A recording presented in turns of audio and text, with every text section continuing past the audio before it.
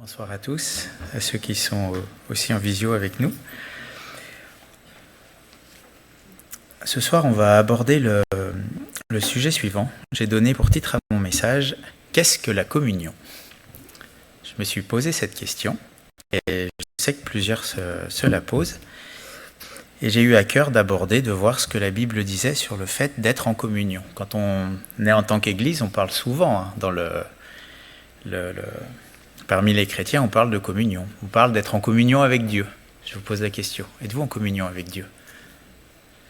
On parle de communion fraternelle. Êtes-vous dans la communion fraternelle ? Dans certains milieux, quand on parle du Saint-Repas, le pain et le vin, on parle de la communion. Quand certains disent la communion, ils raisonnent de suite aller à l'église pour partager le repas, le pain rompu et le vin. Et on va regarder ce soir simplement quelques versets qui nous parlent de ce qu'est la communion, pour bien comprendre tout simplement. Ce matin, j'ai eu un frère au téléphone, et un cher frère que j'ai eu au téléphone, qui est avec nous en visio, que je salue d'ailleurs, et puis tous les autres. Mais il me disait qu'il souffrait du manque de communion. Vous voyez, il a utilisé cette expression. Il disait, il dit c'est bien la visio, mais je souffre du manque de communion. Bon. Certains, c'est à cause de la santé, d'autres, c'est parce qu'ils ont été intègres et mis à la porte de leur église. D'autres, c'est des circonstances, des déménagements. Bon, il y a de la souffrance. Alors, on va voir ce que dit la Bible à ce sujet. On va aller dans la première épître de Jean, parce que Jean, justement, parle de communion. Il envoie une lettre. Une épître, c'est une lettre. Donc, il s'adresse à des personnes qui vont la recevoir. Et il va dire ceci. Donc, 1 Jean, chapitre 1er, et on va lire à partir du verset 1er. Ce qui était dès le commencement, ce que nous avons entendu, ce que nous avons vu de nos yeux, ce que nous avons contemplé et que nos mains ont touché concernant la parole de vie, car la vie a été manifestée, et nous l'avons vue, et nous lui rendons témoignage, et nous vous annonçons la vie éternelle qui était auprès du Père et qui nous a été manifestée. Donc là, il reprend, il dit « ce que nous avons vu et entendu », donc il parle de Jésus, de l'Évangile, parce qu'il a été un témoin oculaire, il a vécu, il a vu Jésus-Christ, il a vu la résurrection, et donc il l'annonce. Il dit « ce que nous avons vu et entendu, nous vous l'annonçons, à vous aussi, afin que vous soyez en communion avec nous. Or, notre communion est avec le Père et avec son Fils, Jésus-Christ. Et nous écrivons ces choses afin que notre joie soit parfaite. La nouvelle que nous avons apprise de lui et que nous vous annonçons, c'est que Dieu est lumière et qu'il n'y a point en lui de ténèbres.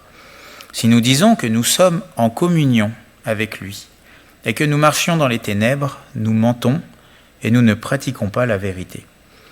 Mais si nous marchons dans la lumière, comme il est lui-même dans la lumière, nous sommes mutuellement en communion, et le sang de Jésus son Fils nous purifie de tout péché. Amen. Bon, il est beaucoup parlé de communion dans cette épître, plusieurs fois. Verset 3, verset 6, verset 7. Bon, il parle d'être en communion. Alors c'est quoi en fait la communion ? C'est un mot, et les mots ont un sens. Le mot communion, ça veut dire des personnes en communion, c'est quand des personnes sont unies autour de quelque chose en commun. C'est ça que ça veut dire. Unis parce qu'il y a des choses communes. D'ailleurs, le mot, commune, union. C'est une commune, union. Une union commune. C'est le fait d'être unis parce que l'on partage quelque chose en commun.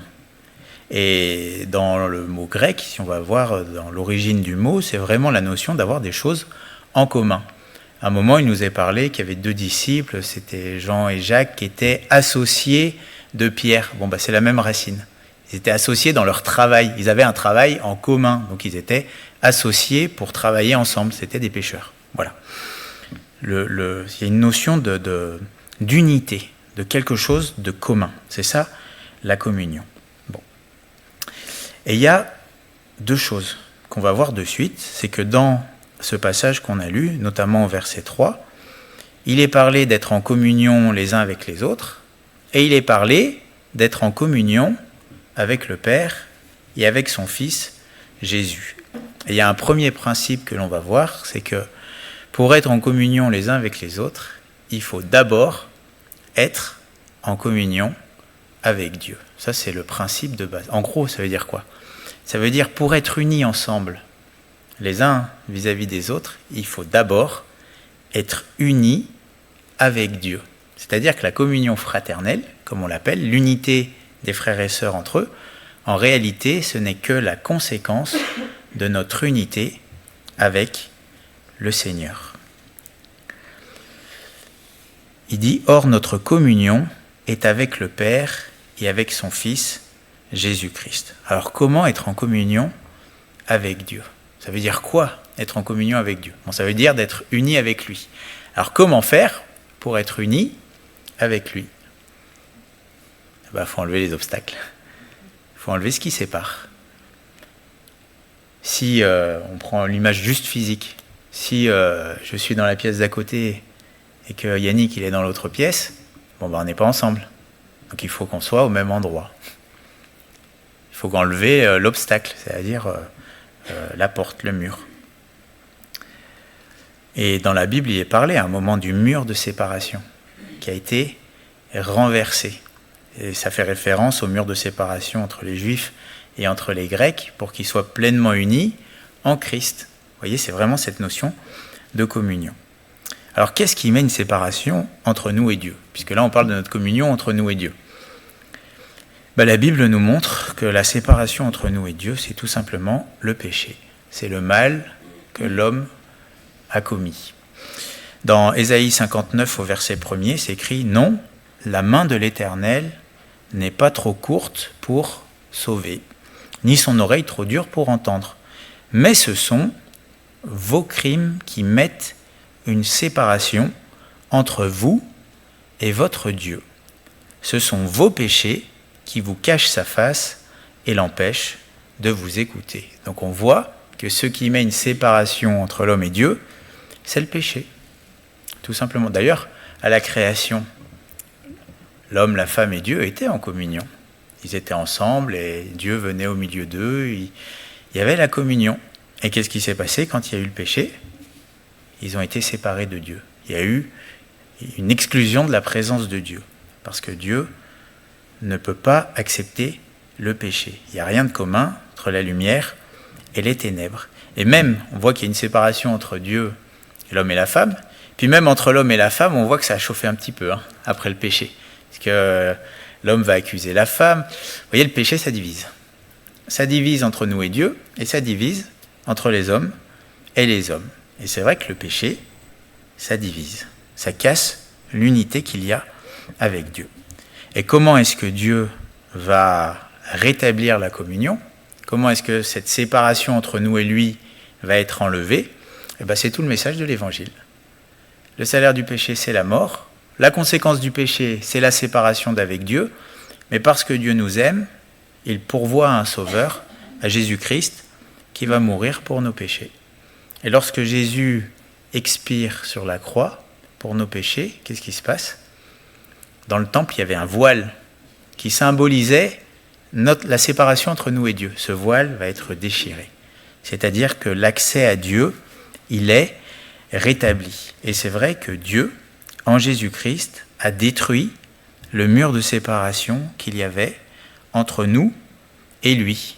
Et Dieu appelle les hommes, en Jésus-Christ, à revenir à lui, pas juste pour le visiter de temps en temps, mais pour nous unir à lui. C'est ça la communion.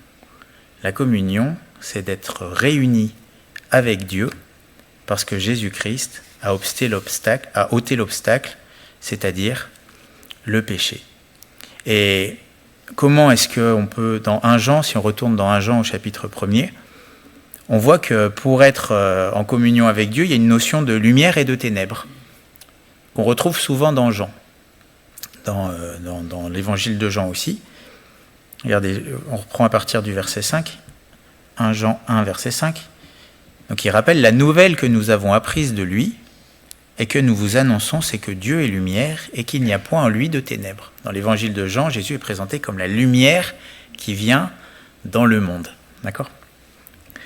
Verset 6. Si nous disons que nous sommes en communion avec lui et que nous marchions dans les ténèbres, nous mentons et nous ne pratiquons pas la vérité. Mais si nous marchons dans la lumière, comme il est lui-même dans la lumière, nous sommes mutuellement en communion et le sang de Jésus son Fils nous purifie de tout péché. Donc il nous est dit qu'il nous faut marcher dans la lumière, puisque Dieu est lumière, pour être en communion avec lui. Et c'est quoi marcher à la lumière ? C'est ce qu'on voit juste après. Verset 8, il dit « Si nous disons que nous n'avons pas de péché, nous nous séduisons nous-mêmes et la vérité n'est pas en nous. » Donc quelqu'un qui dit qu'il n'a pas péché, en fait il demeure dans les ténèbres. Mais, verset 9, « Si nous confessons nos péchés, il est fidèle et juste pour nous les pardonner et pour nous purifier de toute iniquité. » Donc en fait, on voit qu'il y a cette notion de confesser le péché. Le péché, c'est ce qui fait obstacle entre nous et Dieu.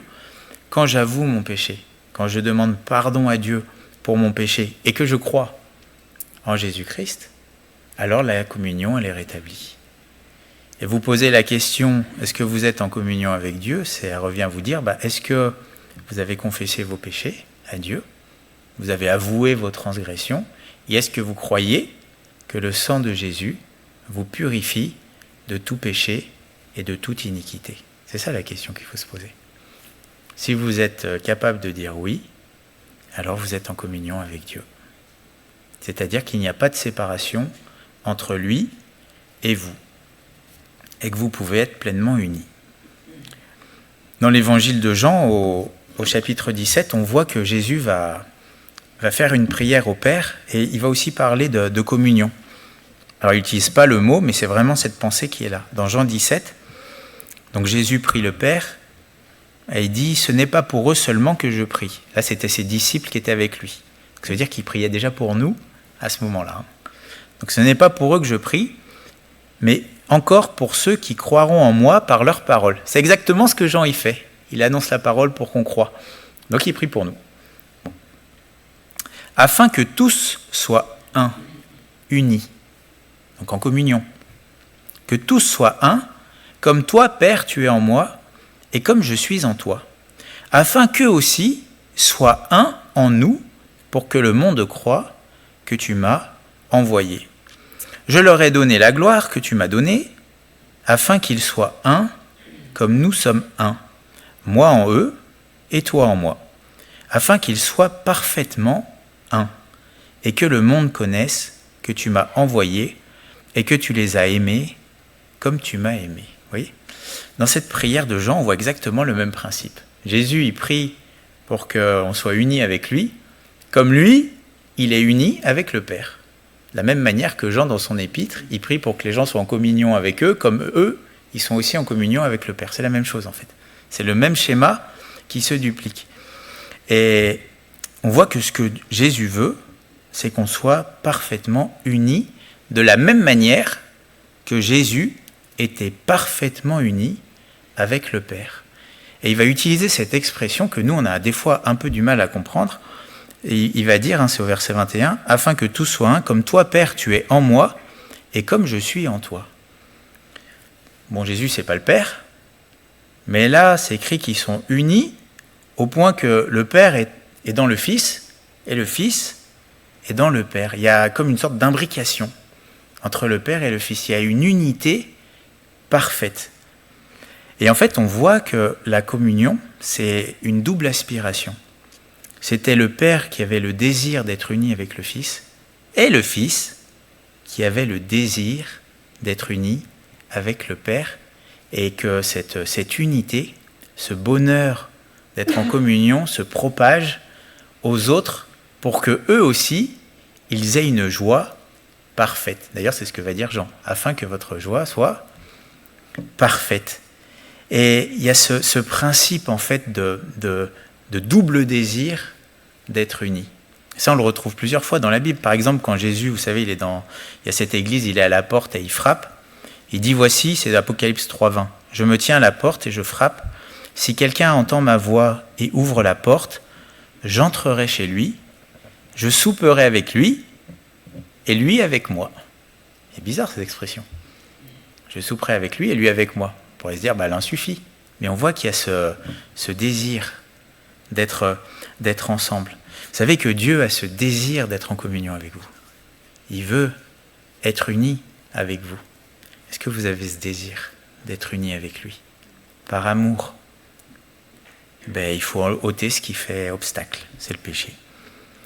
Jésus, dans ce même passage de Jean, c'est la prière, c'est Jean 17, mais juste avant, il y a le dernier discours que Jésus va donner à ses disciples. Et il va donner cette image des cèpes et des sarments. Vous savez qu'il est le cep, et que le chrétien, le croyant, c'est comme un sarment. Et que le cep, il doit demeurer, que le sarment, doit demeurer attaché au cep. Et il prend cette image. Et que si, par contre, on coupe le sarment du cep, il meurt. Mais que s'il reste attaché au cep, le sarment, il vit. Et dans cette parabole, c'est là où Jésus va aussi utiliser cette parole. Il va dire « Demeurez en moi, et je demeurerai en vous ». C'est l'image de la communion. Et l'image du cep nous permet vraiment de comprendre cette unité. C'est que le sarment, il s'attache au cep, donc il demeure dans le cep. En fait, littéralement, c'est même pas le mot cep, c'est la vigne. Le sarment, il fait partie de la vigne. Et parce qu'il fait partie de la vigne, il y a la vie du cep qui va irriguer le sarment. C'est vraiment ça. D'un côté, on s'attache à Christ, et il y a quelque chose qui vient en nous de Christ. C'est la vie. Et c'est quoi cette vie ? C'est le Saint-Esprit en nous. Alors là, je ne vais pas faire toute une étude sur la nouvelle naissance, mais en fait, c'est la nouvelle naissance. C'est quoi être en communion avec Dieu ? C'est être né de nouveau. Et quand on est né de nouveau, quand on reçoit l'Esprit de Dieu, la vie de Dieu en nous, en fait, il est en nous. Mais s'il est en nous, c'est parce qu'on est allé en lui. C'est cette notion-là. Et dans 1 Corinthiens 6, verset 17, c'est écrit « Mais celui qui s'attache au Seigneur est avec lui un seul esprit. » C'est particulier le domaine spirituel, parce que nous, on a un peu du mal, parce que des fois, on est un peu terre à terre. Mais on est un esprit, on a un esprit. Et c'est vrai que les esprits, ils ont une capacité d'être en communion, imbriqués, si vous voulez. Les uns être parfaitement unis. Puis ça marche avec Dieu, puis on voit que ça marche aussi du côté des ténèbres. Parce qu'on voit un moment un possédé, vous savez qu'il est possédé de combien ? De 1000 démons. Et ils parlent d'une seule même voix. Et ils vont s'adresser comme une seule entité. Je suis légion, etc. Donc on voit qu'il y a des choses dans le domaine spirituel, des fois on a un peu du mal à comprendre, parce que nous on a aussi une partie matérielle. Sauf que souvent on a tendance à transposer au spirituel tout ce qui est matériel, ce qui est une erreur. Bon. Mais on peut être pleinement unis avec Christ. Êtes-vous unis avec Christ ? Est-ce que Christ est en vous ? Parce que vous avez choisi de vous unir à lui. Ah ça, si vous pouvez dire oui, c'est la plus belle chose qu'il puisse y avoir. Christ en nous, l'espérance de la gloire. Et ça, c'est vraiment merveilleux, merveilleux. Alors, est-ce que cette communion, elle est physique ?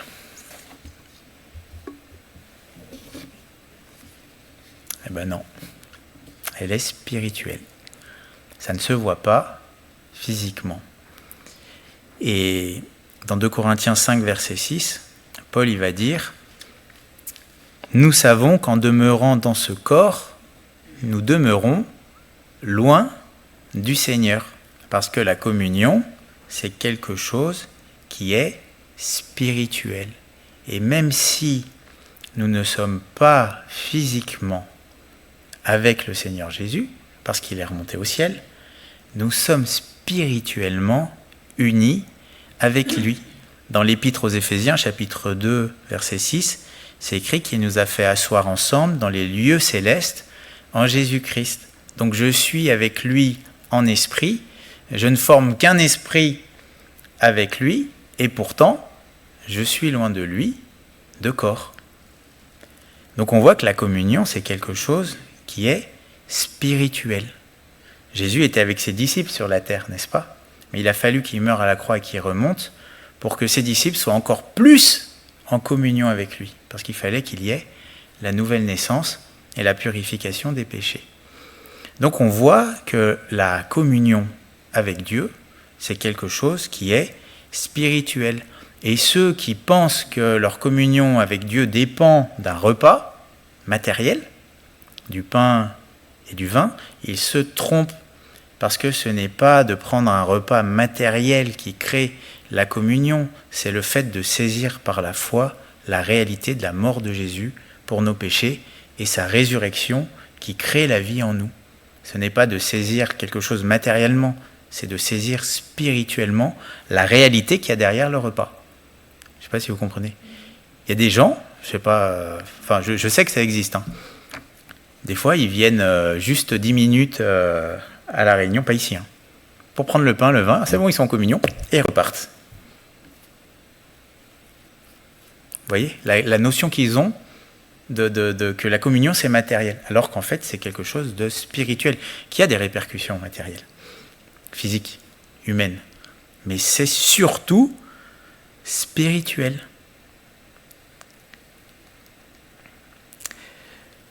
Et on voit que un jour, par contre, on sera réunis corporellement. C'est quand ça? Dans 1 Thessaloniciens, il est écrit qu'au son d'un archange, à la trompette de Dieu, les morts en Christ ressusciteront et que ceux qui sont restés seront transformés et que nous irons à sa rencontre dans les airs pour être tout le temps avec lui. Et là, ça ne sera pas juste une union spirituelle, elle sera aussi avec des corps glorifiés. Ce sera merveilleux.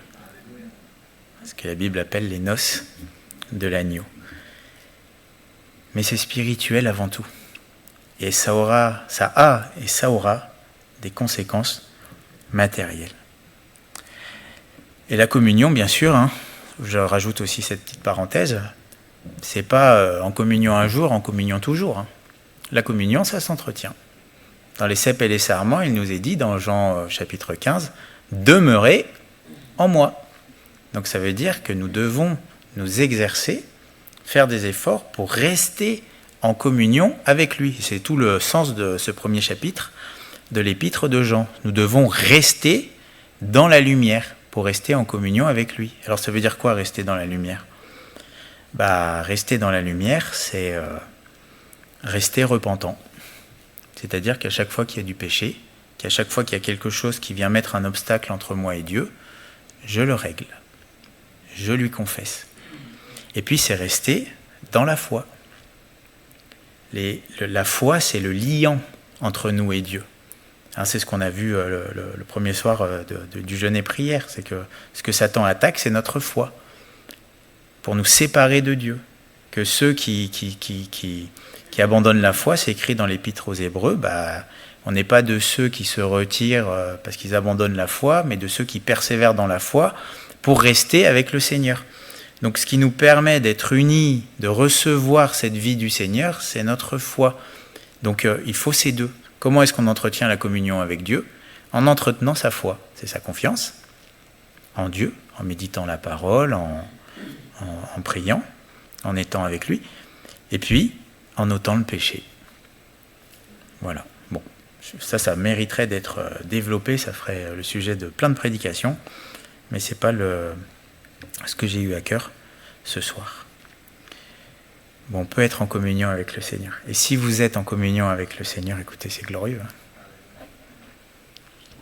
Est-ce qu'il y a besoin d'être dans une église pour être en communion avec le Seigneur ?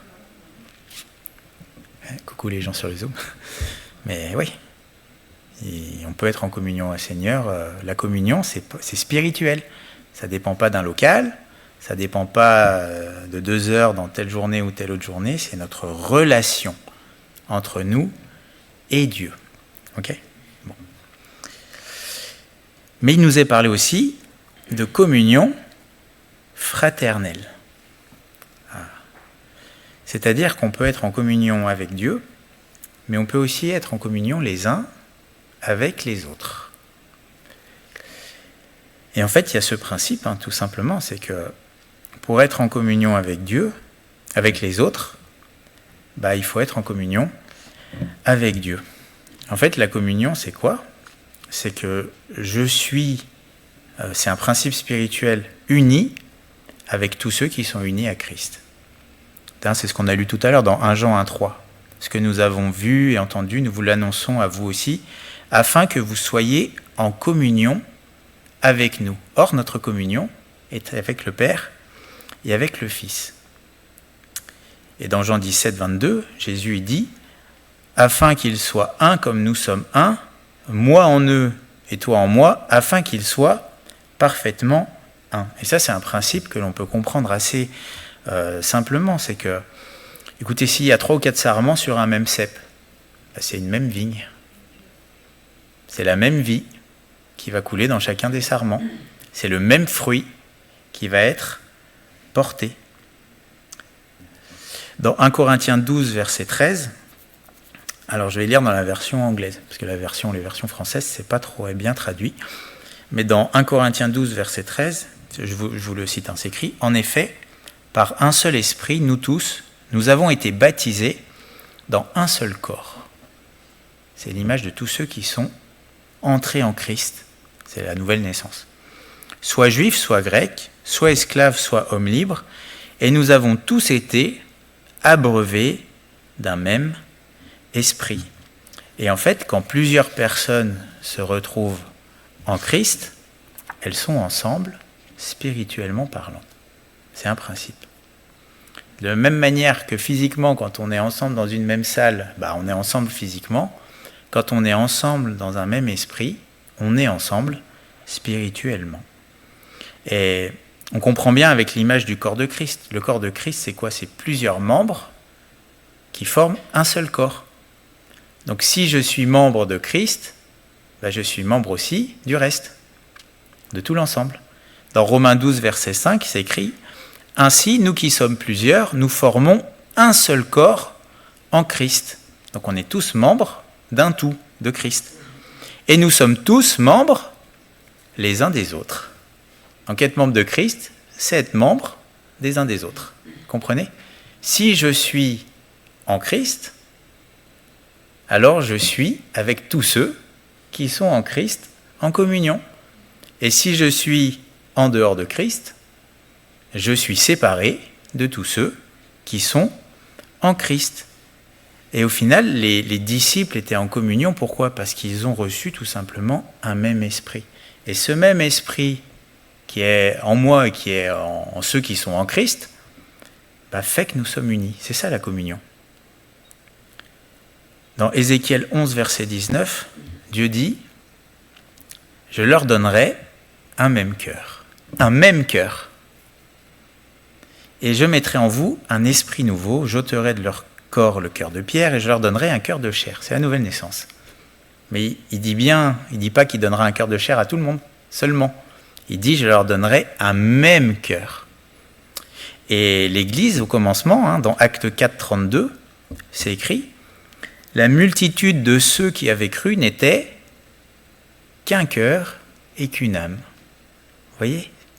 Il y a cette notion spirituelle qui avait des répercussions matérielles. Puisque c'est écrit « Nul ne disait que ses biens lui appartinssent en propre, mais tout était commun entre eux. » C'est ça? Oui, c'est ça. Vous voyez? La communion spirituelle amenait une communion matérielle. Mais avant que ça soit matériel, c'est pas parce qu'ils mettaient tout en commun qu'ils étaient unis. C'est parce qu'ils avaient surtout un même cœur. Et je pense que c'est important de réaliser, de respecter cette chronologie, ou plutôt ces priorités. C'est que la communion, c'est avant tout une réalité spirituelle avant d'être une réalité matérielle. La communion, ce n'est pas être dans un même lieu. La communion, c'est avoir un même cœur. C'est d'être dans un même esprit. Et quand on est dans un même esprit, alors on désire être avec nos semblables. Tout simplement.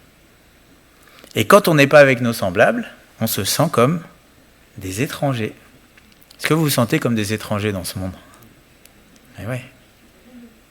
Est-ce que même dans un même couple, spirituellement, pour ceux qui ont des conjoints, conjointes inconvertis, Des fois, on ne se sent pas un peu comme un étranger. Mais pourtant, il n'y a pas plus proche, physiquement. Ensemble dans une maison, quoi. Et pourtant, des fois, il y a un gouffre, spirituellement parlant. Parce que la communion, c'est quelque chose de spirituel. Et il faut faire attention de ne pas mélanger les conséquences physiques, ou plutôt faire l'amalgame entre les conséquences visibles de la communion et la réalité qui est spirituelle. Parce que sinon, ça peut créer du trouble. Alors comment est-ce que je peux faire pour être de plus en plus en communion avec mes frères et sœurs ? Faut que je sois de plus en plus en communion avec Dieu. Et ça, c'est un principe, je ne sais pas si vous l'avez déjà remarqué. Plus on est proche de Dieu, plus on est proche de ceux qui sont avec Dieu. Moins on est proche de Dieu, plus on s'éloigne de ceux qui sont proches de Dieu. Et puis quand il y a un péché qui met une séparation entre moi et Dieu, généralement, ça met aussi une séparation avec les frères et sœurs. Ça va ensemble, parce que c'est une même réalité spirituelle qui se voit après, visiblement, dans des choses concrètes. Et est-ce parce qu'on est dans un même endroit, ça veut dire qu'on a forcément le même cœur ? Non. Comprenez ? Des fois, on est à un endroit et puis on n'y est pas.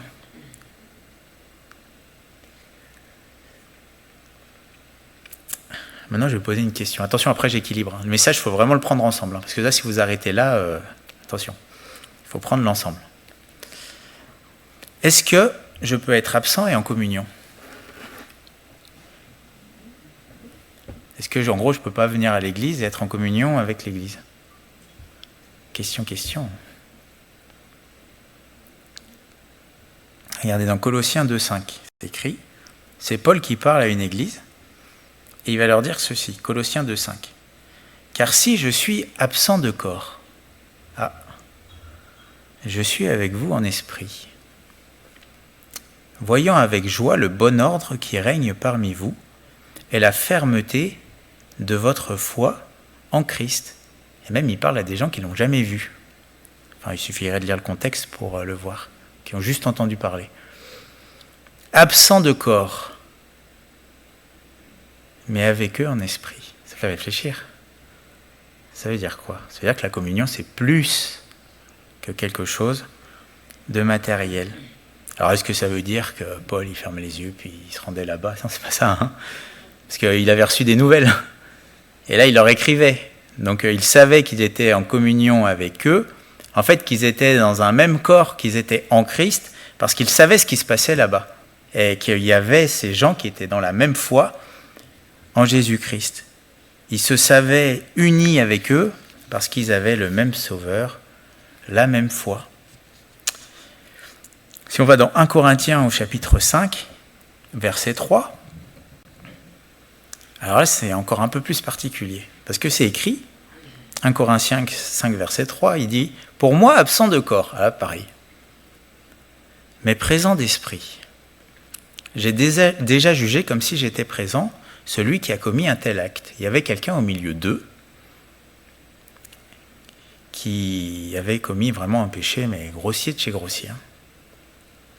Et regardez ce qu'il dit. « Au nom du Seigneur Jésus, vous et mon esprit étant assemblés, communion, avec la puissance de notre Seigneur Jésus-Christ, qu'un tel homme soit livré à Satan pour la destruction de la chair, afin que l'esprit soit sauvé au jour du Seigneur. » Il n'est pas là physiquement, mais il est en communion avec eux, et il leur écrit pour que celui qui est avec eux physiquement soit mis dehors. Ça fait réfléchir.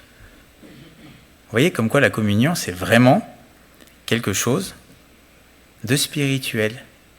Il n'était pas là, mais par sa lettre. Il va vraiment préserver cette église. Vous voyez, il y avait un faux frère au milieu d'eux, en présentiel. On dirait aujourd'hui. Et puis Paul, en distanciel, par les moyens de l'époque, une lettre, il va remettre de l'ordre dans l'église. Parce qu'il avait l'autorité pour le faire. Vous voyez, la communion. Il y a des gens qui peuvent être là, mais c'est pas parce qu'ils sont là qu'ils sont en communion. Puis il y en a qui sont pas là, mais qui sont en communion. Parce que la communion, c'est d'être dans un seul et même esprit. C'est d'avoir l'esprit du Seigneur. La communion, c'est spirituel. Je peux être quelque part et pas en communion. Parce que c'est pas la parole de Dieu, parce qu'il y a du péché, parce que toutes sortes de choses. Je peux être séparé de corps et pourtant en communion avec tous mes frères et sœurs qui persévèrent dans un même esprit. Vous savez, à un moment, en Israël, il y avait le prophète Élie qui croyait qu'il était tout seul. Et Dieu va lui dire, non, il y en a 7000 comme toi. Bon. La communion, c'est spirituel. Quand dans la deuxième épître aux Corinthiens, au chapitre 6, verset 14, Paul parle justement de ne pas être en communion avec ceux du monde, il ne va pas parler de physique.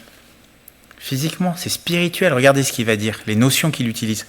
Ne vous mettez pas avec les infidèles sous un joug étranger. Donc le joug, c'est vraiment l'unité.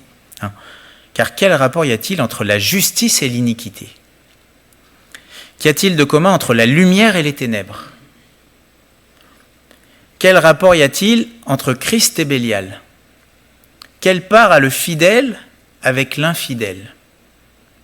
Quel rapport y a-t-il entre le temple de Dieu et les idoles ? Car nous sommes le temple du Dieu vivant, comme Dieu l'a dit, « J'habiterai, je marcherai au milieu d'eux, je serai leur Dieu, ils seront mon peuple. » C'est pourquoi, sortez du milieu d'eux et séparez-vous, dit le Seigneur, ne touchez pas à ce qui est impur, et je vous accueillerai.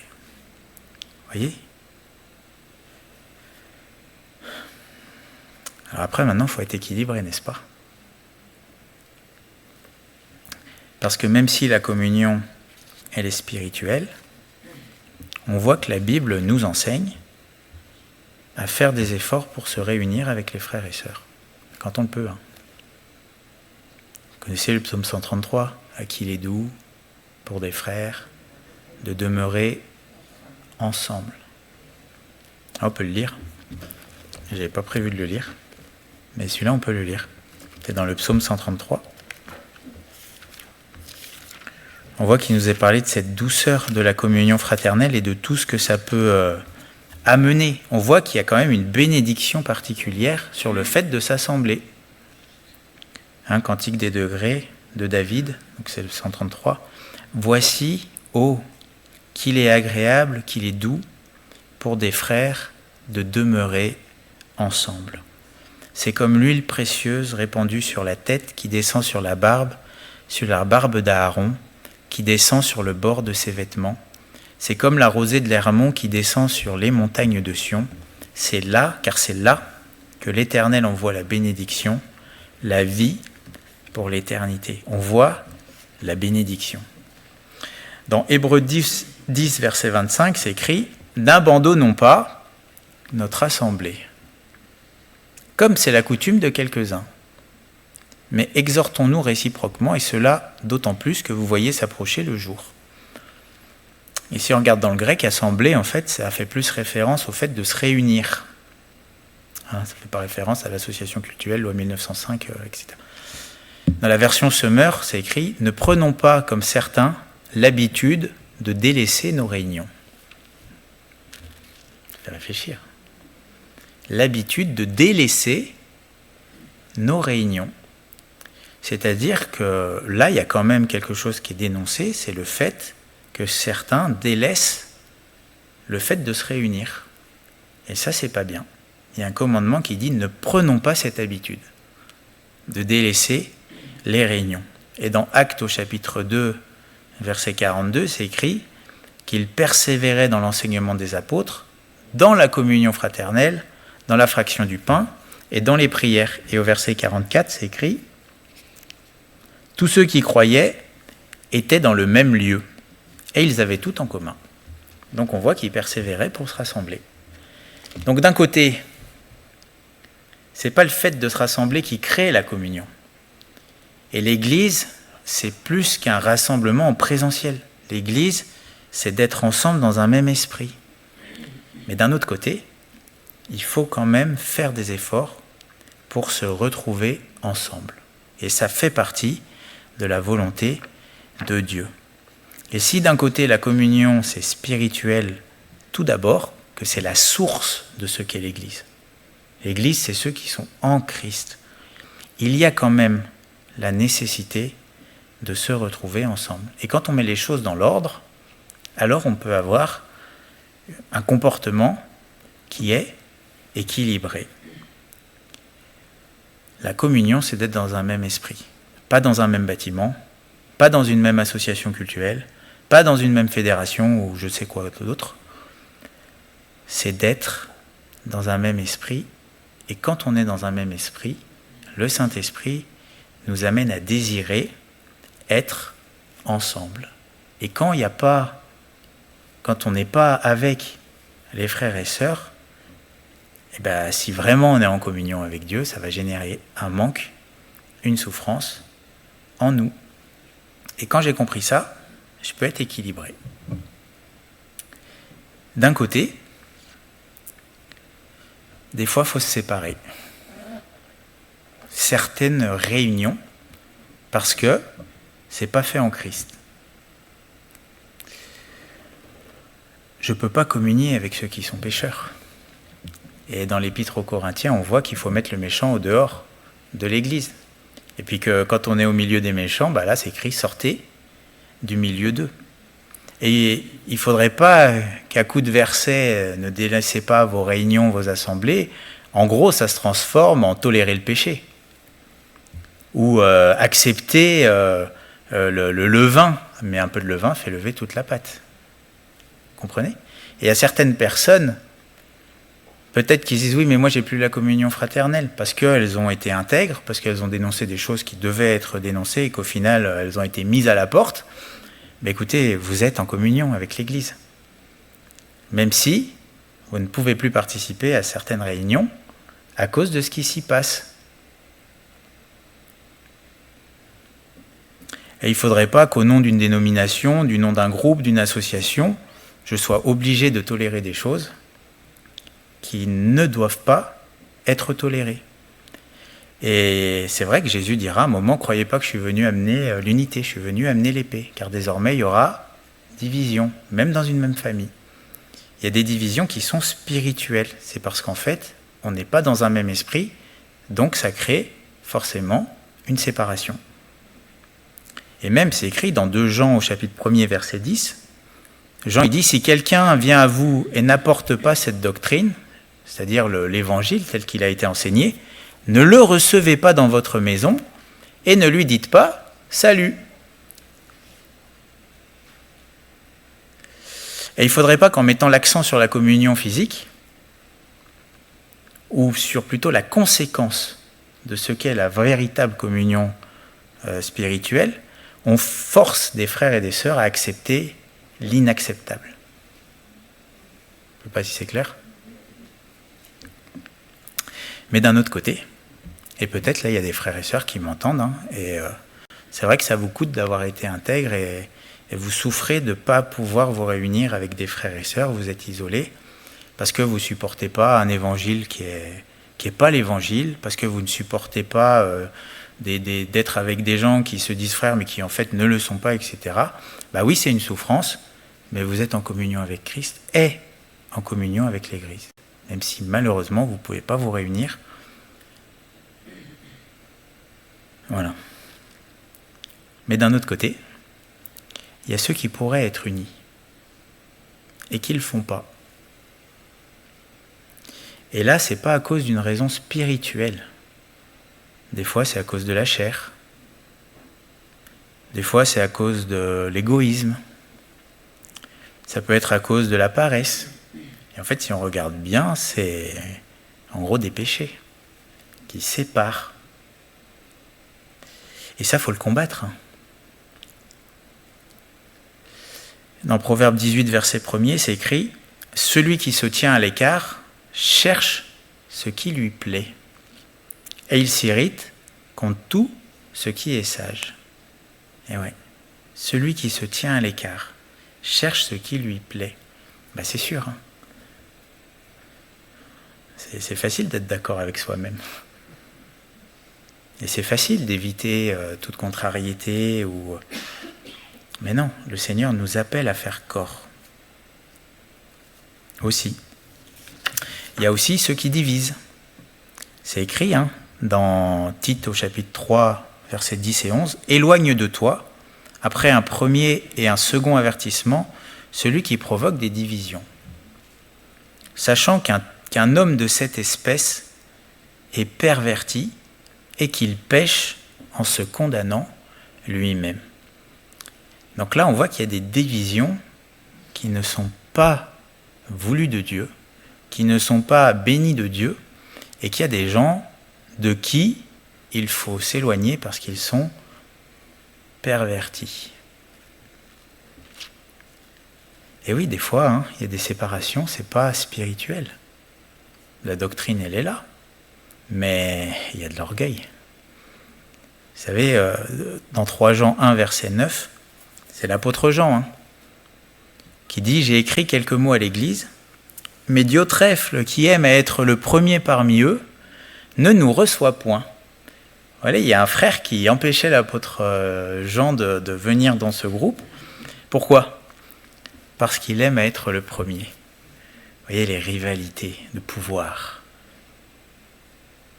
la jalousie, les manques de pardon, les mensonges, ces choses-là.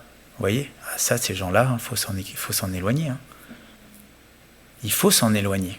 Vous comprenez ? Il y a des comment dire ? Il peut y avoir une communion spirituelle qui amène un rassemblement, mais des fois, qui amène à nous séparer.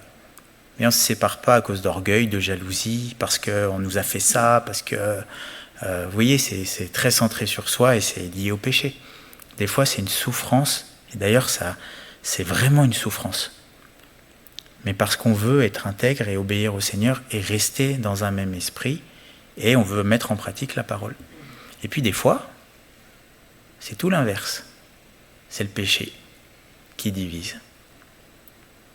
Vous voyez ? Et en gros, il faut savoir aussi s'éprouver soi-même. Parce que si c'est le péché, ma part, c'est pas de rester isolé, c'est de m'humilier, d'aller demander pardon et de revenir avec mes frères et sœurs. Parce que c'est le péché qui me sépare d'eux. Je ne sais pas si c'est clair. Et puis d'un autre côté, des fois, s'il y a les fausses doctrines, s'il y a le péché qui est toléré, s'il y a les choses que Dieu nous demande de fuir, il faut savoir fuir. Vous comprenez ? Derrière un même comportement, il peut y avoir 2 cœurs qui sont totalement différents. Derrière un isolement, il peut y avoir celui qui pêche, il peut y avoir celui qui est intègre.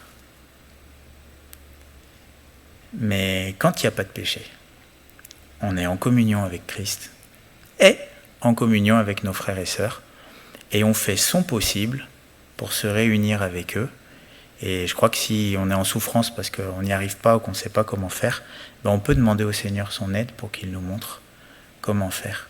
Mais je crois que par contre, quand c'est par intégrité et parce qu'on aime le Seigneur, je crois qu'il y a dans notre cœur une consolation et surtout une approbation de Dieu parce qu'il sait qu'on le fait pour lui.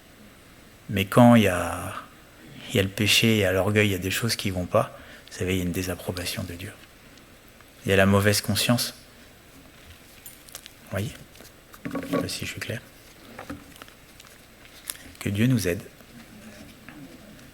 Soyons en communion avec lui. Merci Père pour ta parole. Et merci parce que c'est vrai que nous voulons vraiment être unis avec toi. Et c'est vrai que cette union, elle ne peut se faire qu'au travers de Christ. Et c'est vrai combien tu nous as aimés pour envoyer ton Fils mourir sur cette croix, subir tout ce qu'il a subi, subir toute ta colère, pour que nous puissions revenir à toi, pour que cette séparation entre nous et toi soit ôtée, et que nous puissions pleinement être en communion avec toi. Et merci Seigneur pour la grâce de pouvoir ne former qu'un avec toi en esprit, et pour l'espérance que tu nous donnes qu'un jour, ressuscité, glorifié, nous pourrons être avec toi pour l'éternité et de manière totale et complète. Que ton nom soit béni. Et merci parce qu'aussi tu nous donnes une famille, tu nous donnes des frères et des sœurs en Christ, avec qui nous pouvons parfaitement communier, et nous voulons te dire merci pour ces grâces que tu nous fais. Seigneur, d'un côté, aide-nous à toujours demeurer en toi pour demeurer pleinement unis ensemble. Et Seigneur, particulièrement pour les frères et sœurs qui sont isolés, mais qui sont en communion avec nous, que tu puisses les bénir, Seigneur. Et que tu puisses les consoler de la solitude et que tu puisses pourvoir, Seigneur, afin que vraiment ils puissent être en communion comme toi tu le veux. C'est ce que nous voulons te demander, Père, dans le nom de Jésus. Et puis, Seigneur, pour ceux qui sont isolés à cause du péché, nous te prions vraiment, Seigneur, afin que tu puisses amener à la repentance, pour que la communion aussi, là aussi, soit restaurée. Nous te le demandons, Seigneur, dans le nom de Jésus. Amen.